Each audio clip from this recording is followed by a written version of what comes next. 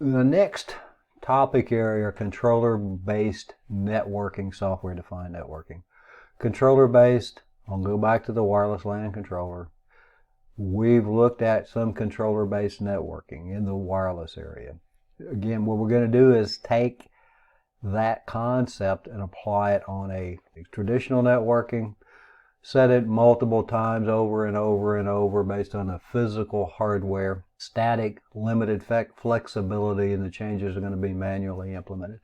That's the things that we've been doing. We go to the individual devices, lab, or whether you're actually configuring it one-on-one on the network. It's a one-to-one configuration basis, and that's what we've done everywhere except in the wireless LAN controller. And then we did a controller-based management with that.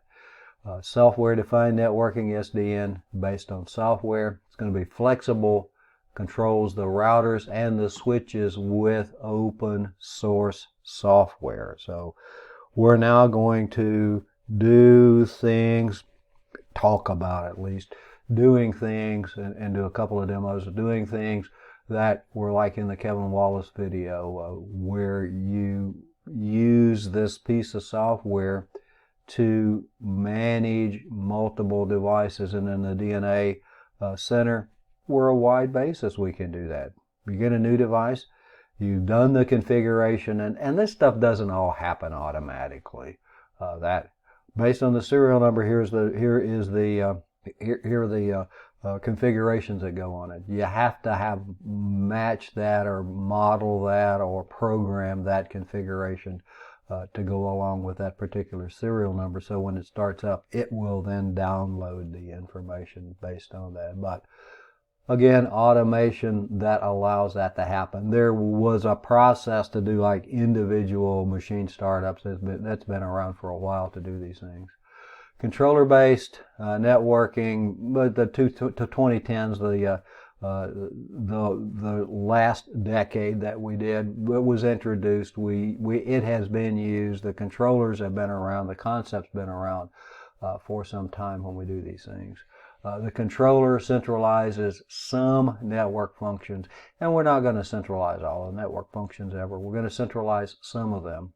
New capabilities were available with this. Automatic configurations and operations through APIs, application programming interfaces. We have the applications, the northbound interface, the controller, the northbound interface, the applications. That's where we're going to be. It could be applications, could be a GUI, could be a program, could be a script you wrote, could be an application of some sort, an app, a Cisco app, or whatever else we're going to have. The controller is then what we connect to, and then with the southbound interface goes to the data plane. The data itself, the data plane, not the data itself, the devices themselves are going to be connected to there. The data plane is used for data shipping, to send data from one location. Traditional networking, we do these one at a time. Automated networking, controller-based networking, we're going to control multiple devices at the same time. Popular controller-based, popular implementation of the software-defined networking provides the administrators increased control of the traffic flow, enables the administrators to distribute changes without configuring individual devices, and we're going to provide traffic monitoring that can help identify and deal with the suspicious traffic. Service virtualization to reduce the hardware expense. Have at least introduced the virtualization earlier with the VXLAN and the virtual switches that we have that work through the system itself, but at its heart underlying, we still have to have physical devices in order to do that. The software defined the wireless LAN controller. What are we going to do? One of the things that I didn't do, and you can go play with it, you can put more in there. You can define specific access points that only have specific SSIDs. We can manage those sorts of things. What kind of security are we going to have? All of that managed centrally. They don't all have to be the same. They can be configured differently from one to the other. the architectures for this thing, and we're going to hear these: control plane, management plane, control plane, data plane, management plane, control plane, data plane. You're going to get sick of hearing it, but you're going to hear it multiple times as we go through these things. The control plane architecture, we have 3 tiers: the application, the data plane, the control plane, the infrastructure, the management plane. The data plane, and this was his application. I told you when we did that question this morning, we'll say application. Data plane is what we're going to have here. Application is the things that we're going to use in order to manage some of this stuff. Software defined separates the control plane from the hardware and replaces it with software to support centralized management. What we're doing is what we did with that wireless LAN controller. We're taking the configuring the WPA2 off of the device, putting it on the wireless LAN controller. We're taking this is the VLAN that we're going to associate with this SSID and creating the SSIDs, and taking that off of the device and putting it on the controller. We're going to do that with other devices here. We're going to take off the communication between the routing protocols and the sharing of the information to create the infrastructure for OSPF and the OSPF route table. We're going to take that off of the routers and put that into the wireless LAN controller. We're going to take the finding of the MAC addresses off of the switches and give it to the wireless LAN controller, because the wireless LAN controller, the controller, the DNA center, the management software that we're using, because it's going to have absolute knowledge of the network. It's going to know what the MAC address is for all of the devices, so it can create the MAC address table. It's going to know what the IP addresses is, what the connectivity is, what the cost of the links are, so it can create the routing table for OSPF. The number of hops, so if you want to use RIP, it can create the route tables for RIP. So the software-defined networking components, we're going to have the SDN applications, the controllers, the databases, and the CDPI that we'll go through these things with. Automation enables the network to perform tasks in a normal operation, discovering the changes in the topology. We kind of had that automated with STP, Spanning Tree Protocol, when we did that. Update and installing the routes. Why? Because it can see the changes in the topology. Changes in the topology, I now need to recalculate the route.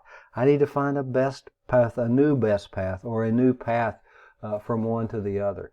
But since it has all complete knowledge of the network, and you kind of see that, I hope, with the DNA center, it can now do those calculations, discover the routes that provide the best forwarding path, can manage bandwidth by using the quality of service that we have, implement security and compliance with these things, set up performance benchmarks, perform root cause analysis of network issues, what happened when, and the time machine, going back, what was going on at this time, and what are the circumstances that may have caused something to happen. Here it says the business benefits lower cost. If you have a large enterprise, lower cost. If we have a mom and pop organization, that's not going to be lower cost for them.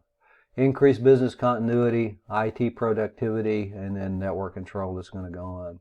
Business agility, and that is the purpose of us, is to provide that agility for businesses, for the business that the business needs. The controller networks for these things are the network devices forward data as messages like Ethernet frames in the controller network. So we're going to have the quote intelligence unquote, the management function, the controller function. I don't want to use the management term because we're going to have a different layer here. But programmability is going to take those ideas, and that's what programmability is about. Analyze the pieces, find ways to improve them, reassemble the ideas into new ways to make the networks work, and then after rearrangements of the devices are still going to forward the messages. The central concept of software-defined networking breaks down some components of traditional networking. Centralized device called the controller creates an architecture for the programmatic control. So in this thing, and I've introduced these terms, we've introduced these terms a little earlier, the southbound interface, communication between the controller and the network device. Northbound interface, the program or application to obtain the process information from the controller. The management plane, the northbound interface receive information from us or for our programs. We have applications there, and the applications could be a script, could be a GUI, could be a telnet session, could be an SSH session to the control plane that allows us to do it. And back to the wireless LAN controller, and I keep going back to it because it is the one controller that we can, in the simulator, put our hands on and get a concept of what controllers do, the control plane, and how we connect to it. We had an HTTPS connection that went to it. We made the management decisions in the control plane on the controller. The management plane was us connecting to it with the HTTPS. It then sent through its southbound interface, through those trunk ports that we had configured, the information that the remote devices, the physical devices needed, the ones without the quote intelligence unquote on them needed to in order to do their job. So it sent those through the southbound interface. So the southbound interface sends the routing tables, the MAC address tables, control information to the devices. On the wireless, it sent the SSIDs, it sent the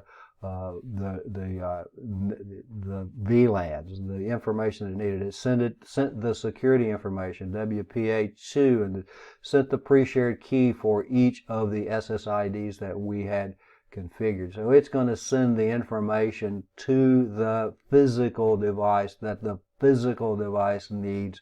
Northbound information and northbound interface information from the controller then programs the logic used by the controller to maintain the forwarding tables, the information. The northbound interface was us, and what did we do? We didn't program it, we didn't script it. We went in through a GUI, an HTTPS session, and configured the interface, the controller. Northbound interface enables the exchange of data between the controller and an application. The controller stores the several pieces of information useful to it, list of all the devices, and we had all the devices listed on all the devices that we were managing listed in our wireless LAN controller. The network topology is going to be there. The device configurations, interfaces, IP addresses, VLANs, capabilities, MAC addresses, current state, is it up, is it down, is it blocked, is it forwarding, what's going on with each of them. So the controller is going to store all of that information, and it's going to interface with the applications. And when it does that, when we get that information, then the programs that we have or the individual that's monitoring it can then make decisions based on what's going on the network. Application programs are the logic the controller uses to maintain the forwarding tables. Southbound interfaces here enables the exchange of data between the controller and another program running on the network devices. So we have APIs, application programming interfaces, running on southbound interface configured with protocols that are required to establish communication between the controller and the network device.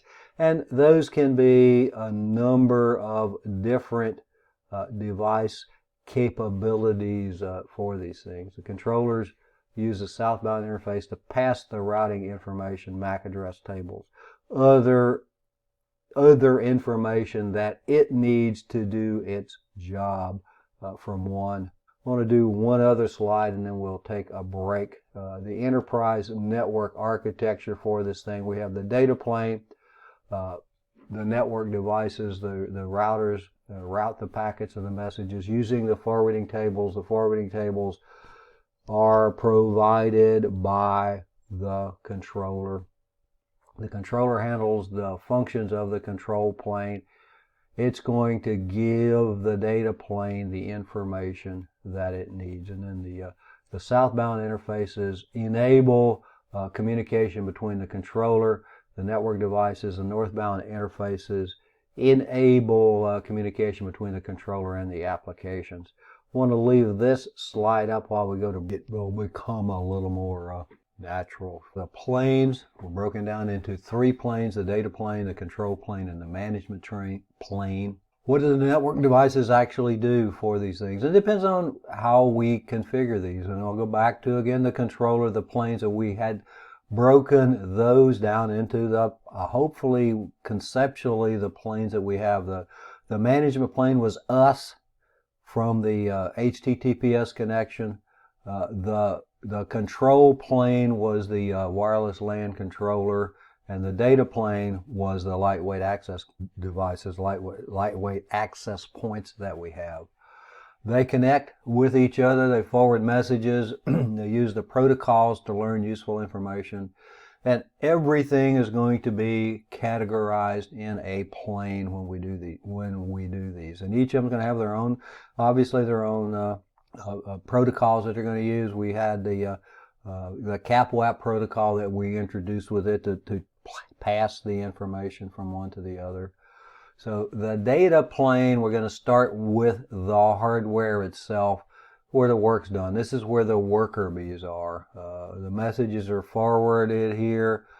We have the packets are routed. The host sends the packet to the default router. The router does some processing, makes a forwarding decision, and it's going to make the forwarding decision based upon the tables that are in it, the forwarding information based the route tables.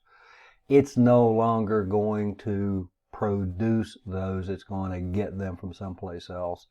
And then it forwards the packet. The same process happens on the next router, and the next router, and the next router. What are the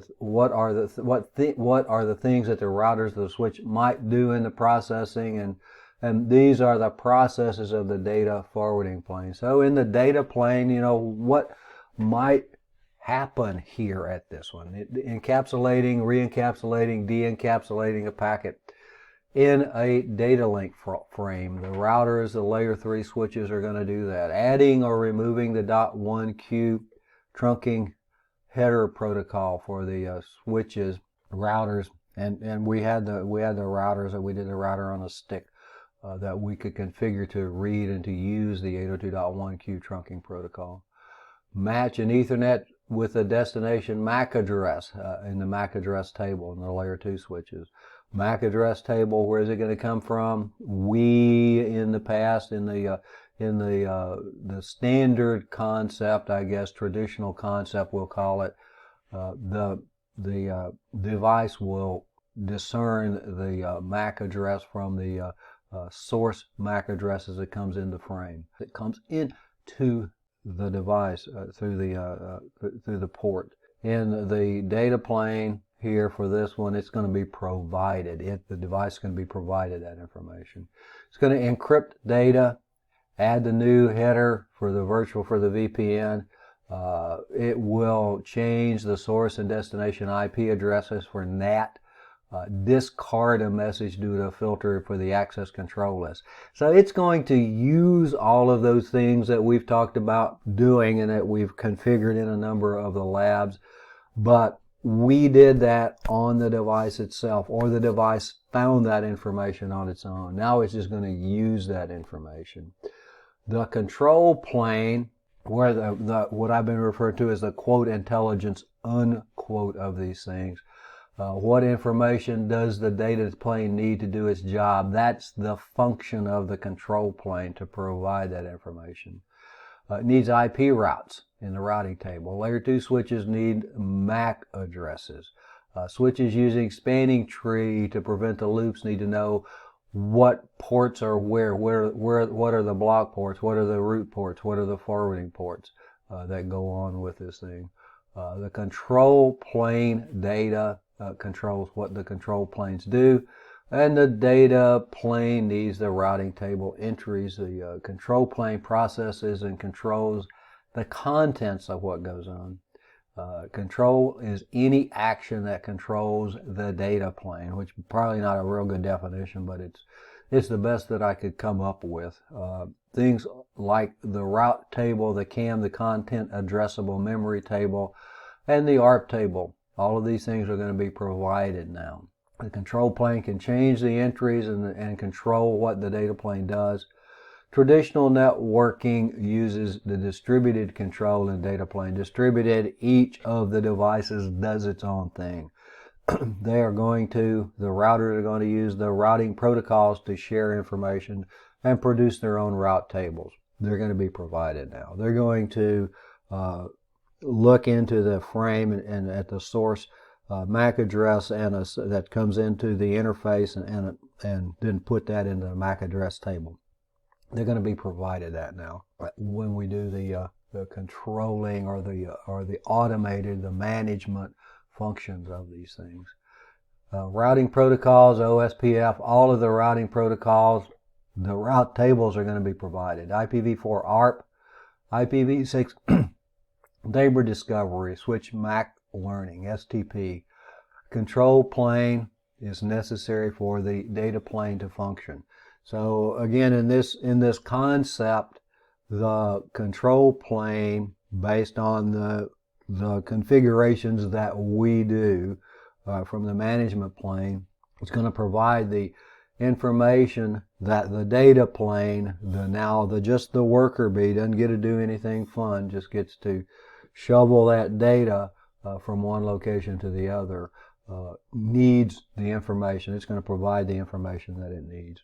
Some of you may say, I've been there in the work environment. You may be there in the work environment, but yeah, it's kind of like that. The upper management, middle management, and then the production individuals. The management plane, control plane, performs the overhead tasks, directly impact the behavior of the data plane. The management plane, overhead task, but does not directly impact on the data plane. It includes the protocols that allow device management. And those you can see in here: Telnet, SSH, SNMP, syslog, the things that we would need, that we used, and I guess we could put HTTPS in here because that's what we used to connect to our controller when we did the wireless LAN controller.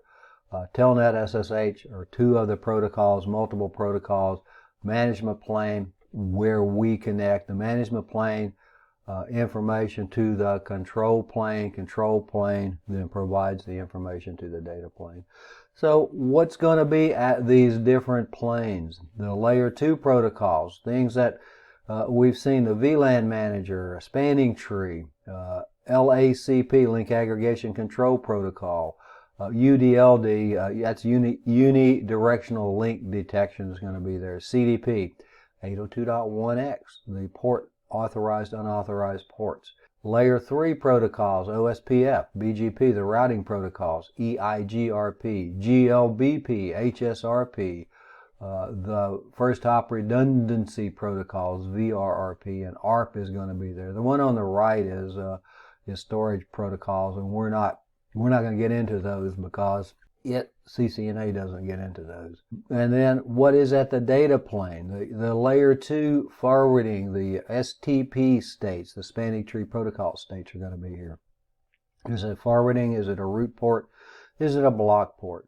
MAC address table. We're going to need that in order for the ASICs to work, to be able to forward the information out the correct ports. Layer 3, the forwarding information base. And the forwarding information base is similar to, and if you look at the FIB and the route table, they're very similar because we have the interfaces, and what it provides is what interface we're going to forward information out of for which of the networks, the destination networks. Adjacency table, who can it contact, are going to be there. And over on the right, the management plane, where we have SSH, Telnet, SNMP, RMON is remote monitoring, and XML is going to be over there. Different functionalities that will go on at that plane. Different look here, same thing, but We have a router to the router, the adjacent router, the management policy plane, the configuration here, the command line interface, GUI program, whatever we're using, to send that information to the control plane. And the control plane is where the routing protocols are going to be running. The OSPF, where we get the neighbor table, the link state database, and then we combine that. What we do, we have the static routes that we're going to put in. We're going to combine the two of these together to get the routing table, the IP routing table for those. And what this is showing OSPF, the adjacent routers, to do these things, to get their, or sharing their information. The control plane, we're sending, or so we're sending the information back and forth to the adjacent routers.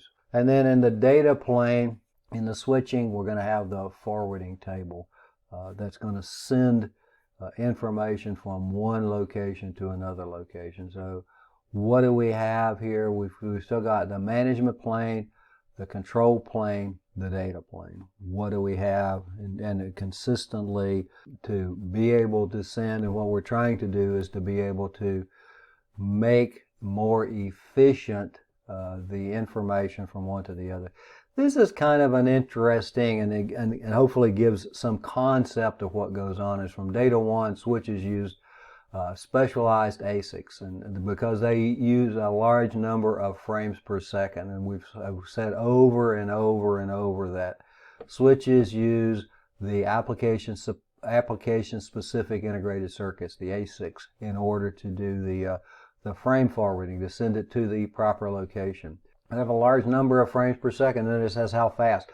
And this is a presumption. We have a 24-port switch and 1 gigabit per second ports, and it makes the math easier. Assume that the frames are 125 bytes in length to make the math easier, because each frame is then going to be 1,000 bits. With a 1,000-bit long frame and the speed of 1,000,000 bits per second, a gigabit, 1 billion bits per second, excuse me, 1 billion bits per second, a port can send 1,000 frames per second. And this is, you get an idea of how fast these things are actually working.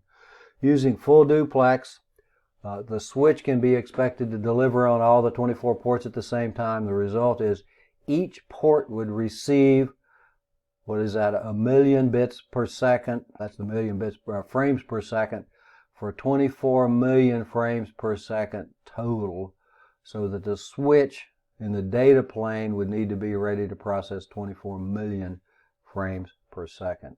The CPU probably not going to be able to do that. So a faster data plane is going to be needed, and that is the, conceptually, switches have been doing that for a long time.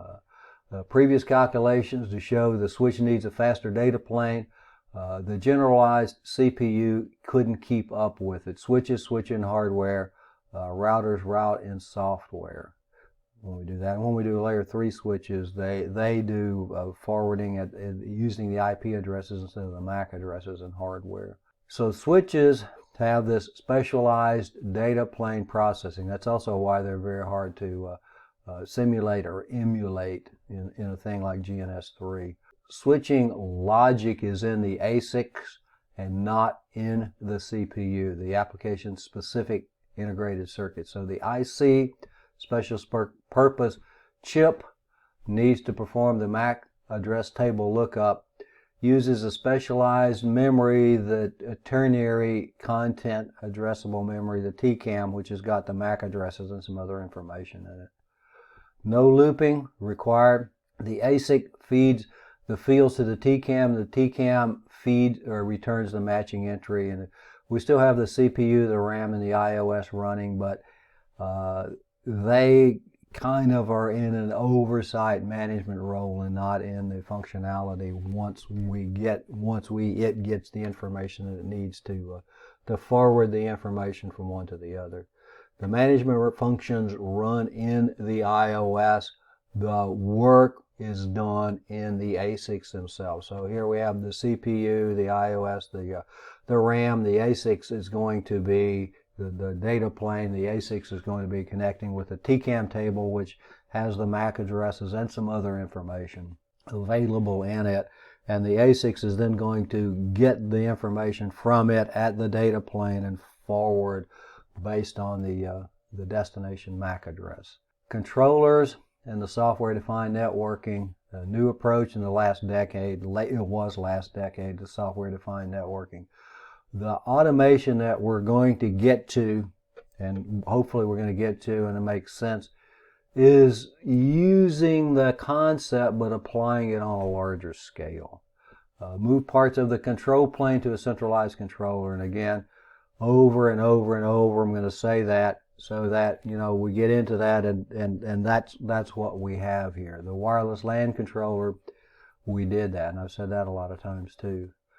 Most of the control plane processes are distributed. They're distributed now.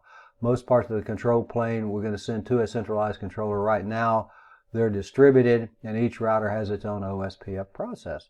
It has its own EIGRP process. It has all of its own processes that goes on. It uses the OSPF protocol to communicate with the other routers, share the routing information. If a device had absolute knowledge of the network, then it could use the centralized control plane. It can then look at the topology, the speeds, the interfaces, all of the information that gets shared, and do the calculation for what is the shortest path first. What's the best way to get from one to the other? So we now put the logic in one place. And when you think about it, you say, you know, that's a great idea, but what happens if the controller goes down and you can't provide that information? There are two different concepts of how to do this. One is that the controller, much like the wireless LAN controller, gets the information and makes a lot of decisions. The other is that you use the centralized information and then send whatever's required to the devices themselves, so if the controller goes down, the network can continue to function. So great as this thing sounds, you know, it could have some issues. Just back to the DNA center, if we're connecting to it in the cloud and it's a cloud function, what happens if the cloud goes down? And IBM's had some trouble, talked about early on in the class with the BGP routes, bad internet routes, and they're just a couple of days ago they had some other functionality that went down on their cloud. So all of those things are issues that have to be considered when you look at centralization. What happens if the central device doesn't function anymore? But still in this, we're going to put the logic in one place, and the centralized device can learn information from other devices, multiple devices, until it has the knowledge of the network. Processing takes place at the central device. Pros and cons with each. A controller or a software-defined networking centralizes control of the devices. And the pros and cons are, yep, it's centralized. Yep, we probably need fewer individuals. Yes, we can do it quicker, but what happens if that device goes down? We could have some real issues. More of the keep showing what goes on with this thing, the business applications and API. To the controller layer, the network operating system is going to be there. To the infrastructure layer, which is the data plane for these things, is where the network devices.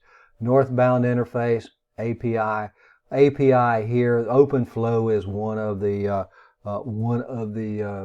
protocols that can be used to communicate with individual devices. The fabric, and we're kind of jump around different terms. We've seen this term before.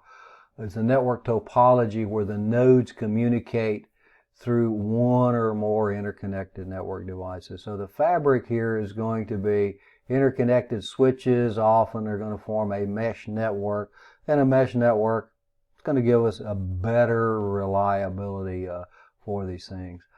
Two implementation options to combine the SDN and the fabric. Obtain an SDN software and network fabric from different vendors and configure the SDN to control the fabric. The other is obtain a network fabric that has integrated SDN technology. This fabric is more application aware and can support the quality of service that goes on with these things. So we're working our way up to, we hopefully will make some sense. The control planes and the data planes for this. The control plane controls the data plane, provides information The data plane needs includes the operations, creating, managing routing tables, MAC address tables, ARP tables, all of the information that the data plane needs in order to send the information to the data to the correct location. OSPF manages the routing tables in the control plane of each of the routers, and the control plane enables the data plane to work efficiently. Protocols are going to be here: IPv4, ARP, IPv6, Network Discovery Protocol, NDP, STP, MAC, Address Learning, OSPF, RIP, BGP, EIGRP, things that we've talked about in the course. The data plane, the task performed by the networking device when it handles data. It again is the worker bee. It's going to put the data based on the information provided by the control plane. It's going to put the data on the correct interface to leave the device, to go to the device, to go to the next device, to get the data through the network. The operations performed by it when it receives and processes the frames, the packets, and the messages. One of the more important tasks of the router or the switch in the data plane is the forwarding of the data, and that is really what we're doing. It's called the data plane, can be called the forwarding plane when we do that. So we got the management plane, the control plane, the data plane may be called the forwarding plane when we see it. So again, same sort of image that we've seen multiple times in this presentation. The control plane, and here showing the control plane OSPF, where these devices would share the information. The control plane would send the information to the data plane. This would be in the distributed concept of what goes on. A table for what the network device or the feature and what it's going to do. The routers and the layer 2 switches are going to add and remove the 802.1q headers for the VLAN trunks. The routers and the layer 3 switches de-encapsulates and then encapsulates packets into frames in order to send it from device to device. And remember, we're going to have the frame rewrite when we go from one of these to the other. The layer 3 switch in this case is going to be configured as a routing device. We will have enabled routing on it. Layer 3 switches match IP addresses of the destination to their routing table. Layer 2 switch is going to match them to the MAC address table. Access control list, security, filter the packets and drop those that don't meet the criteria. NAT, translate the IP addresses of the source and the destination. And who's going to do the NATing? Going to be done at a lot of it at the control plane. The actual header writing, putting the information on them, is going to be done at the data plane. VPN processing is going to encrypt the data, add the IP headers, and do the VPN processing. Same concept, different image. Control plane, OSPF, EIGRP, static routes, all of these things are going to create the OSPF, the neighbor table for each of these, the link state database on the OSPF topology table. Put the static routes in. With all of that at the control plane, we're going to have the routing table. The routing table, the information that goes to the data plane, is going to be the forwarding table. And again, they're very similar. The forwarding table has a list of networks and interfaces that are associated with those networks. You say, well, what's the route table got? It has that. It has that too. It also has the metric information that may or may not show up in the data plane. So what happens, the incoming packet comes in, the forwarding table says, hey, incoming packet, your destination is 192.168.12 network. You go out, interface fast Ethernet 02 to get there. So the forwarding table has a list of interfaces that the data goes out for certain networks that they're going to. The management plane, protocols that enables management of the network devices. Magic about those words, I guess, are not essential for the working of the network devices. They are essential for the configuration of what goes on for these things. But once we get the configuration, it's just like once we get the routing protocol on our device, do we have to now continuously go in and manage it? No, it's configured. It will continue to work until we need to make a change. Same thing's going to happen here. Protocols to get to the management plane: Telnet, SSH, SNMP, and syslog. The things that we've looked at a little bit. Telnet and SSH. Telnet to a device, and we can change it at the command line interface. We could use back to our wireless LAN controller to get to the controller to make changes. The protocol that we used there was HTTPS. Protocols SNMP and syslog help us to troubleshoot, diagnose problems, and those are things that are going to be necessary to send the information. We looked at SNMP and we've looked at syslog. Syslog is going to collect the information, and then we have to go in and do the analysis. Another, what do we got? These things: application layer, the routing applications, security applications, other applications, northbound interface to the controller, southbound interface to the devices. By the way, where did they get the name northbound and southbound? Generally, if we're drawing, or if we draw a map, or in a map on a piece of paper, northbound at the top and southbound south, north at the top, south at the bottom, typically. When we draw networks, typically we draw the applications at the top and the hardware at the bottom. So they named them northbound interface and southbound interface. The southbound interface, these are some of the things that can be there. The controller communicates with the devices. Devices are normally drawn below the controller. The object of this is network programmability, and moving away from a protocol-only situation. A protocol and application programming interface for these things. The sample architectures, the sample programs, and these are, do you need to know these? No, but these are the things that they use. OpenFlow, OpFlex, command line interface. We've been there and done that. SNMP. And this is the Cisco APIC EMI, and there is a link for a demo if you want to look at what it is on the share. Command line interface, SNMP netconf, used by the Cisco software defined access. The northbound interface, how does the controller know what to add and what information does it need before it's adding, and maybe a MAC address table, a list of all the devices in the network it's going to need, and the capabilities of the devices. It's going to need all this information. The interfaces and the ports on the devices, the current state of each port, the topology, which devices connect to it, and which interfaces it's going to use, device configuration, IP addresses, and VLANs for those things. And then the controller here does a lot of the work to do this. It gathers the information about the network devices, creates a centralized repository, northbound interface, opens the controller so that the data and the functions can be used, and it enables network programmability. The programs can then pull the information from the controller using the APIs, and the controller is going to be a software running on a server. An API is a collection of commands and functions, protocols, objects that the programmers use to create software and interact.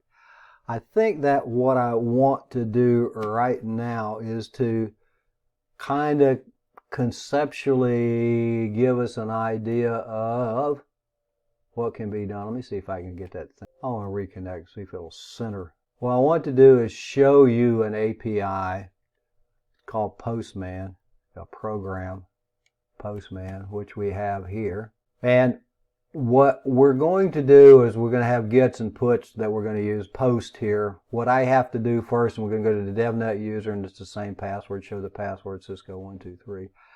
In order to get this information, and we'll go here and say I'm going to get the token expired again. Token expired. So I've got to go and get a token, and this is an old one. I just wanted to be sure it was working a little earlier. We're going to send this information. I should now have a new token, so I need to copy this information.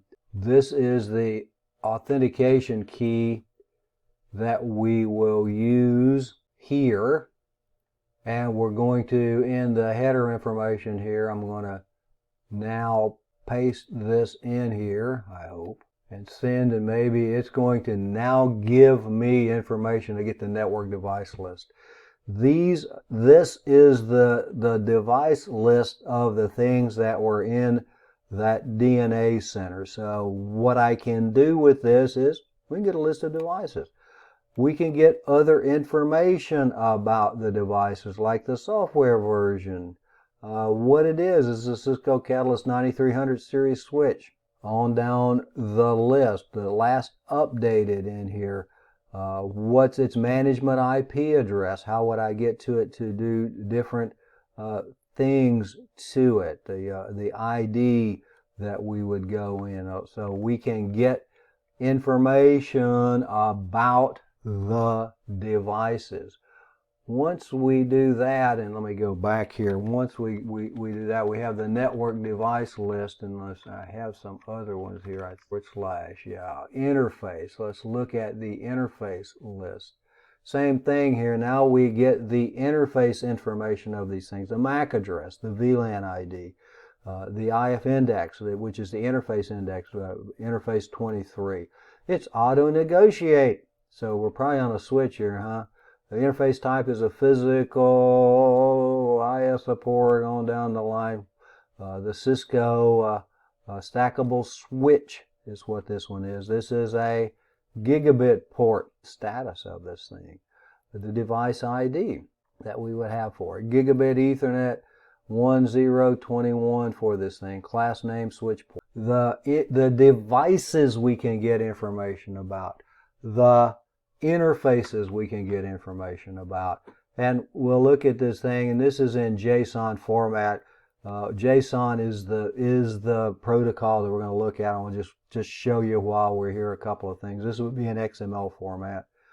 This would be an HTML format, and then we go back to JSON. A little bit better organized, a little bit easier for us to read. JSON is a network as well as a human readable as well as a network. When we do these things, we can go get this information. Once we get this information, and I'm probably jumping the gun on where I should be, we can then put it into we can get whatever information we need and put it in a template. And I want to show an XML, and I usually have to go back where it is on my website, because we're eventually going to go to the website and show you what we're going to do. We're going to have a data file, and then we're going to have a template, and we're going to put these two things together and be able to see different things that go on with them. This is in the history. So when I go to this thing, and I want to show a couple of things that we have. Template, and then the XML file. The XML file would be the data that we would have. Well, while we're doing this, and while things are opening, or at least I hope they're opening with this, take a look at these things here in just a second. So let's go in and look at the template. I think it's going to open here just in a second in an editor to do this thing. So file, so I got to go and find my file, and then this has got some programming in it. Location, best of breed. This is a dog site that has some information on it that they want to keep from time to time. So we have this template in here, and then using the template, and it opened in there wrong. It opened in a one that I didn't want it to open in. We have the data portion of it. We have the identification, and if you look at these things over here, we have best of breed, best of opposite sex, best winner, on down the line. Best winner, best of breed, best of opposite sex, winner's dog, on down from the different winners here, the different datas, the year, the ID, the year 2019 was the last one that got put up. When I then combine these things together, I get this web page that goes from 1932 to 2019. It shows the winners, and this is the English setter. Association of America's winners that won their the national specialty over the years. So we're not going to do something like this, but now then we can take some of that information that we just saw.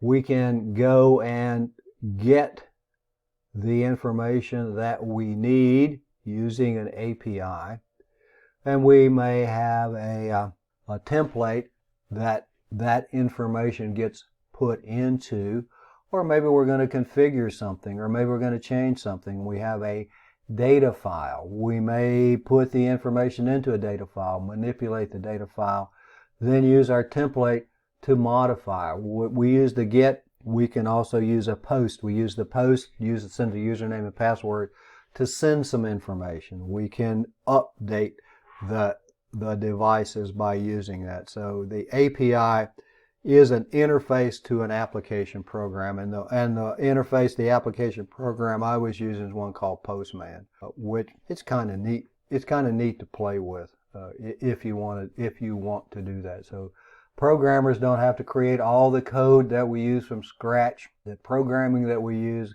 could be in an SDK, a software developer's kit. Software-defined networking, the APIs enable the data exchange between a controller and the programs running on a network device. Northbound interfaces enable the switches and the routers to communicate with the controllers, and the southbound to communicate with the switches and the routers. So conceptually, what we just did, although it was not automated, we can do that on the network now. We can use an API, an application programming interface, and we can go get the information about the current configuration of the devices. We can then put that information into a database. We can, with that database and all of the information that we have and getting the information about all the devices, hey, the MAC address was one of the things that was there. We get the information about all the interfaces on a device. The MAC addresses. I can now build a MAC address table. I get the information about the speed, the bandwidth of the interfaces on the routers. I get where they're going from to what their IP addresses are, and then if they're 192.168.1.2/30 and 192.168.1/30, I probably can figure out that they're connected together. What's the bandwidth for these guys? So that's going to be the cost that we would use for OSP. And now we take all of that information, give it to our controller, the processor, and it can calculate the best paths. It can calculate the route table. It can do the MAC address. It can look at the access control lists that we have. It can look at maybe configuring the quality of service that we need on these devices. What do we need where? How much do we need? What kind of configurations do we need? What are they going to be, inbound or outbound for the QoS? And now we can take that, put it in the template that we have with the information that we have, modify the data file, put that in the template, and send that information back to the devices. And again, hopefully conceptually is what's going to happen with the controllers. And again, I probably got my APIs in here a little early, but when we start talking about them, what can we do with them? What kind of information can we get? What good are they? And I hope that helps a little bit. And what good are they when we do these things? The REST API, representational state transfers, allows the applications to sit on the different hosts here. We're going to have the app here. We got the variables. The HTTP GET URI is the same thing as a URL. I think they were originally called URI. Universal Resource Identifier is what that's going to be using. Instead of getting web pages, though, we're going to be getting information about the devices. And then we have the one here, the get URI going to from the controller for the API, the app. And then the two, we're going to send the variable information to it and get a response. Use the HTTP messages, HTTPS messages in order to transfer the data. If the application's on the same server as the controller, then we don't need to do that step, but that's not going to always be the case, or I guess even frequently be the case. If we need access across the network, we can use HTTP GET or HTTPS GET, and when you see HTTP, we're probably maybe going to be using HTTPS. The URI or the URL identifies an object, not a web page. What we did with Postman, and again, this is the Postman. We went there, HTTPS, and we went to the device and got the information about these things. It will time out here in a few minutes, but get the information, and this is about the interfaces. The other ones that we had here, and again, I have to go into my cached in order to be able to see those, and it's not going to show me my cached API. I did the flow analysis. Let's look at the intent and see what it has, and it says it's not there. So when we get the web page information, that means that, yep, we've asked for something that it ain't going to give us. And I think that flow analysis didn't really tell me a whole lot either. Well, it did some here. We got a response. Source IP, destination IP, periodic refresh, the ID, the status of this one is failed. For this, periodic refresh, and it looks like all of these statuses are failed. So we can find what goes on. We have an access control list trace here, what's going on the network. Different components of this, but this is going to read the API that's running at the other end. Get the information, and again, now we can put it into a data document, use that data document, manipulate it either manually or with a program, use the template that we have, modify the information, and then upload the changes to these things. Could be a list of physical interfaces. What we're going to get are the responses, usually a structured data format.